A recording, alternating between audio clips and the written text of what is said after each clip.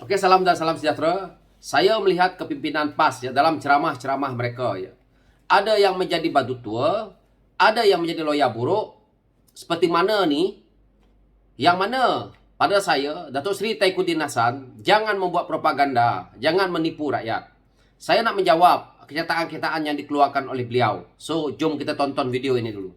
11 tahun 2022 menyaksikan sekali lagi peristiwa ini berulang di mana berlakunya perubahan kerajaan di peringkat persekutuan. Sepatutnya tidak berlaku apa yang berlaku ini, tuan-tuan. Tuan-tuan pun tahu pada peringkat awal Perikatan Nasional kita PAS menang 43 kursi parlimen. Rakan kita daripada Bersatu memenangi 31 kursi, menyebabkan kita mempunyai 74 kursi. Pada masa itu, kita telah disokong oleh seramai 10 orang daripada ahli-ahli parlimen Barisan Nasional. Kita disokong oleh 23 orang ahli parlimen daripada Sarawak. Kita disokong oleh ahli-ahli parlimen daripada negeri Sabah. Menyebabkan kita, pemimpin kita pada masa itu Tan Sri Muhyiddin Yassin, mendapat kepercayaan 115 daripada ahli-ahli parlimen seluruh Malaysia ini. Menunjukkan bahawa pada masa itu sepatutnya kita sudah dinobatkan sebagai kerajaan persekutuan. Namun tuan-tuan dan puan-puan sekalian, apa yang berlaku semua kita tahu. Bagaimana benda itu berlaku, semua kita tahu, tak perlu saya sebutkan pada malam ini. Inilah sikap kepimpinan PAS. Sebab itu, saya selalu menjawab, ada yang jadi badut tua, ada yang menjadi loya buruk. Terutamanya, kita juga lihat bahawa Datuk Seri Anwar Ibrahim mengatakan, kalau standard beginilah seorang lawyer, maka ketua kampung lebih layak daripada dia.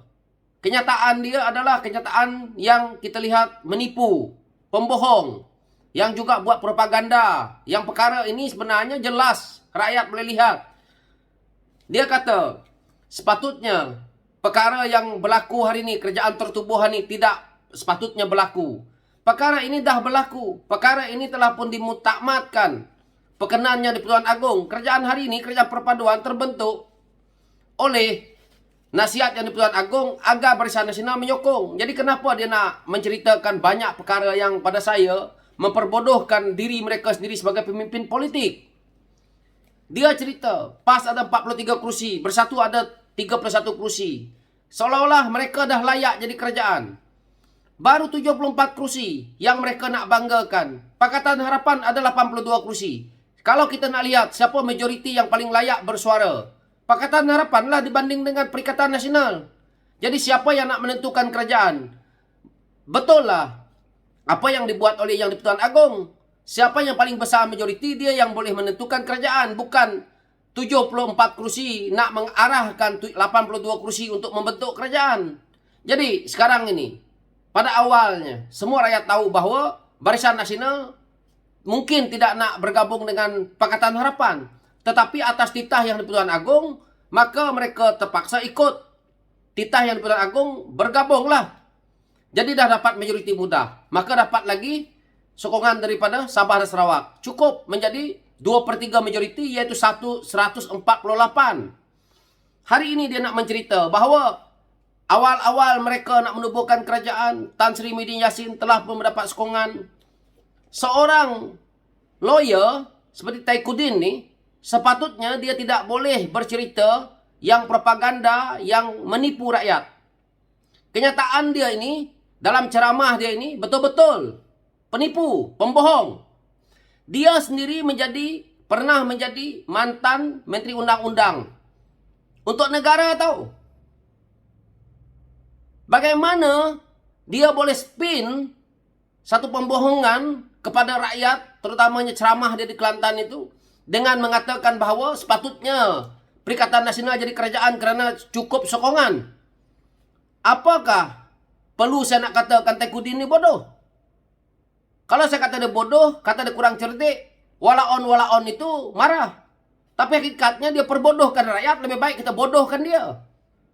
Kerana dia sendiri tahu bahawa RUU Anti-Nampak Parti tidak membenarkan ahli-ahli politik daripada gabungan parti yang mana contohnya Barisan Nasional satu persatu melompat. Jika begitu, tak perlu mereka di parlimen sebagai ahli parlimen luluskan RUU Party itu. Jadi seperti dulu, tertubuhnya kerajaan Melayu Islam yang ikut pintu belakang. Maka perkara ini telah dilihat oleh ahli-ahli parlimen itu sendiri memudaratkan kebanyakan parti yang ada dalam satu gabungan besar. Seperti Barisan Nasional, seperti Pakatan Harapan, seperti juga parti mereka sendiri yaitu Perikatan Nasional. Maka diluluskan oleh ahli-ahli parlimen tersebut RUU Party. Maka dia kata 10 ahli parlimen UMNO yang nak menyokong mereka, mana dapat? Waktu mereka bertanding menggunakan logo Barisan Nasional. Dana daripada parti dibantu oleh jentera parti. Lepas itu kamu senang-senang melompat pergi ke Perikatan Nasional. Memang akan ada peraturan lain yang akan berlaku di parti masing-masing. Mungkin akan dipecat dan akhirnya membuat lagi pilihan raya kecil di setiap kawasan yang ahli parlimen ini cuba berpaling tadah kepada parti mereka.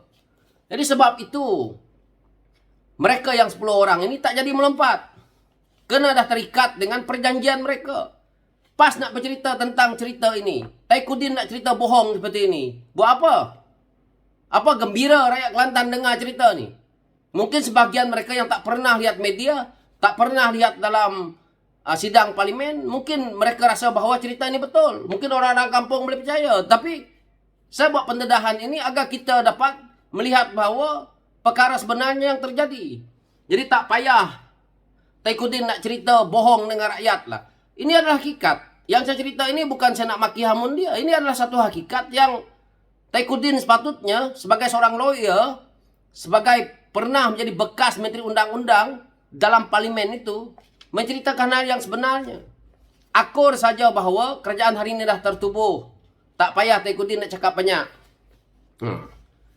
Jadi dia tidak payah nak menceritakan bahawa Perikatan Nasional patutnya dinobatkan untuk menjadi kerajaan. 74 kursi dibandingkan dengan 82 kursi.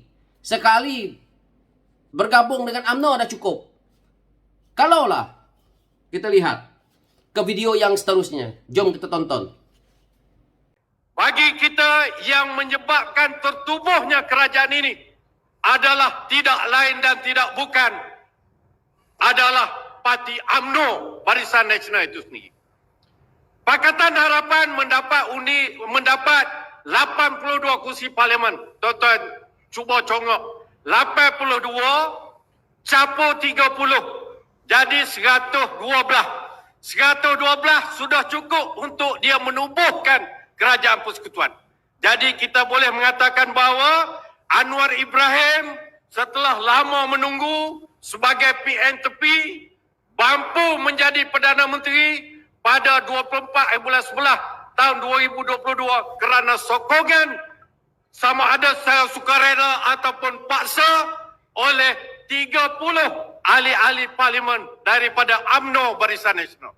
Inilah hakikat yang tuan-tuan kita semua sebagai rakyat perlu sedar. Kalau kerajaan ini buat macam-macam yang kita tidak setuju ataupun yang tidak baik untuk rakyat, antara yang menyebabkan kerajaan ini tertubuh adalah parti UMNO Barisan Nasional. Biar duduk di situ tuan-tuan dan puan sekalian. Barulah dalam pilihan raya negeri yang akan kita lalui tidak lama lagi, kita boleh membuat perhitungan.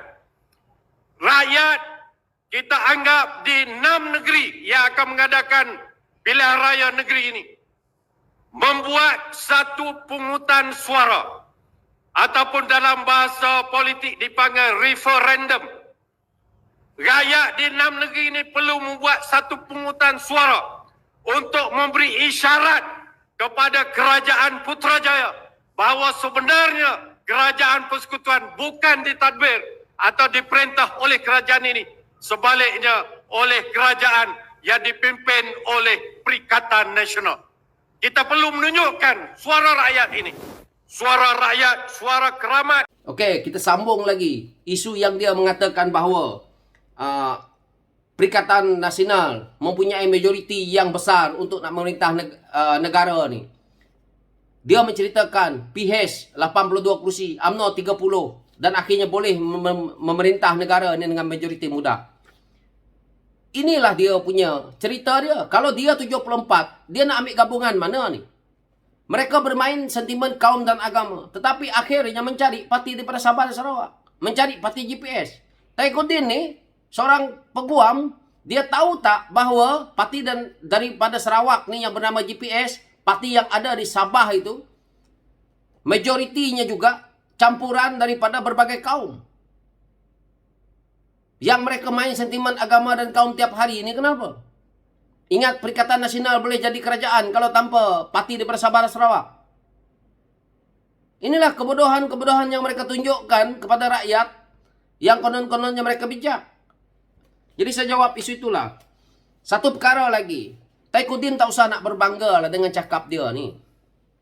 Kamu dah membuat hujah Anwar Ibrahim PM tepi, dah lama jadi PM tepi. Datuk Seri Anwar Ibrahim menjadi Perdana Menteri ikut jalan depan secara gentleman mentadbir negara ini, iaitu menang pilihan raya, dipanggil menghadap istana dan diminta, dititahkan oleh Yang di-Pertuan Agong untuk bergabung dengan mana-mana parti. Tetapi yang pasti Yang di-Pertuan Agong telah pun nampak bahawa Pakatan Harapan mempunyai majoriti paling tinggi, maka siapa ketuanya? Pengurusi Perikatan Nasional Datuk Seri Ibrahim layak mencari gabungan yang ingin bersama untuk membentuk kerajaan. Ini sah yang mana ikut jalan depan. Tetapi Taikodin harus ingat, parti PAS ini adalah parti yang pada saya, dalam negara ini, sekecil-kecil parti pun yang masuk pertanding dalam PRU, yang mana mereka menang sebagai ahli parlimen, semua parti masuk ikut pintu depan. Parti kecil pun mereka akan bergabung, parti bebas pun mereka akan bergabung dengan cara yang betul. Tapi parti yang bernama PAS yang konon-kononnya besar ini, menjadi kerajaan, menubuhkan kerajaan ikut pintu belakang. Tidak ada sejarah yang kita boleh lihat PAS berada dalam kerajaan melalui pintu depan secara gentleman. PRU ke-14 menunjukkan PAS jadi kerajaan ikut pintu belakang. Itu cara yang betul ke? Itu mandat rakyat ke? Pembohong ni. Jadi tak payahlah Taikodin nak meloncat-loncat nak menunjukkan seolah-olah dia hero. Mungkin dia seorang lawyer, peguam, tetapi bukan kamu juga seorang yang hebat untuk kamu nak membuat satu pidato untuk membohongi rakyat. Jadi saya perlu jawab benda ini supaya kita di luar ni jangan tertipu dengan hujah-hujah Taikodin ni. Dia kena ingat juga satu hal. Bagaimana Tan Sri Muhyiddin Yassin jadi Perdana Menteri? Ikut pintu belakang. Bagaimana Tan Sri Muhyiddin Yassin dijatuhkan? Tak malu ke? Masih lagi nak mencerita banyak. Datuk Seri Anwar Ibrahim jadi Perdana Menteri ikut jalan depan. Kalau jatuh pun cara gentleman. Bukan tutup parlimen, buka parlimen. Dan Perikatan Nasional itu jatuh adalah disebabkan inilah Taikodin ni. Dia salah cakap saja tentang isu darurat di parlimen. Terus waktu itu kalau kawan-kawan ingat, daripada punca dia salah cakap pada pagi sidang parlimen itu, di sebelah petang dia masuk sesi petang, parlimen tidak dibuka. Kerana takut. Kerana Tan Sri Muhyiddin Yassin waktu itu dah pun seperti telur di ujung tanduk, dah nak jatuh. Ini hasilnya daripada ni orang tua ni.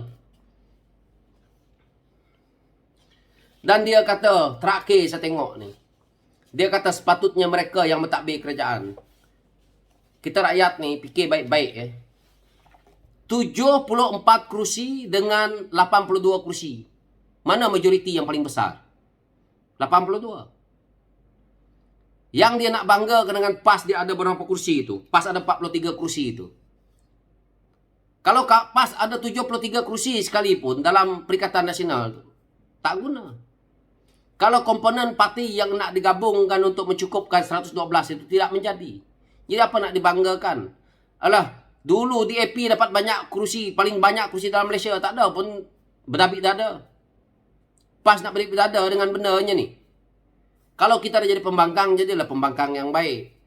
Ni saya tengok Taikodin Hasan, dia merepek selalu. Sebab tu baru ni dijawab oleh Datuk Seri Ibrahim. berkobar-kobar sebut tentang isu keselamatan perairan kita. Jawab oleh Datuk Seri Ibrahim tercengang dalam tu. Macam ayam berak kapur. Tengok Taslim Mesin pun muka dah monyok macam setengah dah. Kat luar ceramah. Bukan main hebat. Menipu rakyat. Jadi rakyat kena fikir. Terutamanya rakyat Kelantan. Jangan percaya dengan PAS ni. Pembohong. Itu yang saya kata tadi. Naikuddin Hasan jawablah. Apa hujah saya ni kalau dia berani? Sebab benda pembohong. Sebab tu saya selalu menjawab kenyataan-kenyataan pemimpin PAS ni, pemimpin Bersatu ni. Bukan saya nak spin mereka. Ini hakikat yang perlu kita rakyat tahu. Yang jangan mereka buat andaian-andaian bohong kepada rakyat. Propaganda murahan. So saya tak nak ulas panjang-panjang. Itulah ulasan saya kepada Datuk Seri Taikuddin Hasan ni. Yang pada saya lah peguam buruk ni. Raya buruk banyak. Sekian, terima kasih. Thank you.